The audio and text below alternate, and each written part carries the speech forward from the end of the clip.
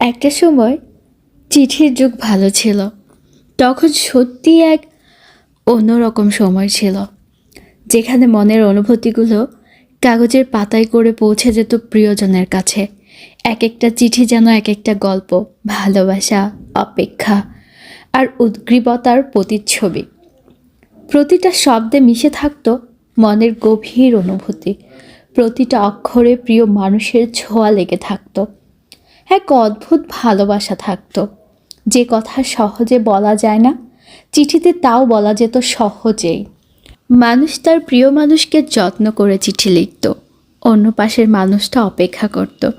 এই অপেক্ষা পৃথিবীর সবচেয়ে সুন্দরতম অপেক্ষা। ডাকপিয়ন আসার অপেক্ষায় দিন গুনত মানুষ।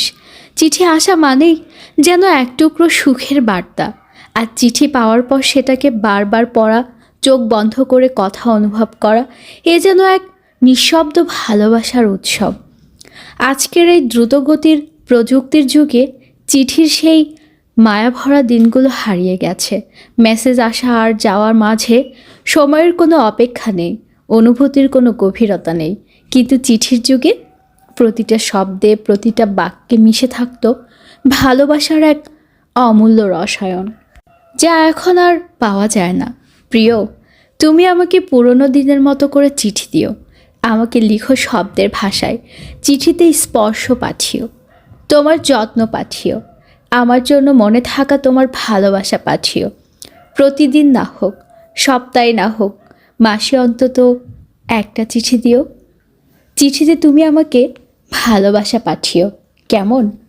আমরা সব সময় বলি পুরনো দিনের প্রেম ভালো ছিল, একটা আলাদা মাধুর্য ও গভীরতা ছিল, যা আজকের দিনের তুলনায় অনেকটাই বিরল।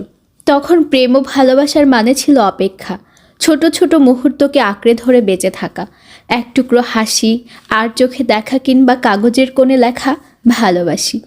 এই যে খুচরো অনুভূতি, আরেকটা মানুষকে যত্ন করে সঞ্চয় করা, এইসবের মধ্যেই ছিল প্রেমের অনুভূতি।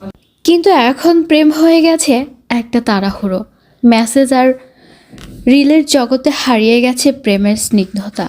ভালোবাসা এখন পরিণত হয়েছে শো অফের বিষয়, যেখানে অনুভূতির চেয়ে প্রকাশটাই বেশি গুরুত্বপূর্ণ। সম্পর্কগুলো যত দ্রুত শুরু হয়, ততটাই দ্রুত শেষ হয়ে যায়। আমাদের দুঃখ বলতে কিছুই নেই, কেউ চলে গেলে আমরা আরেকজনকে আগলে নিই, কিন্তু এইসবের মধ্যেই ভালোবাসা কই?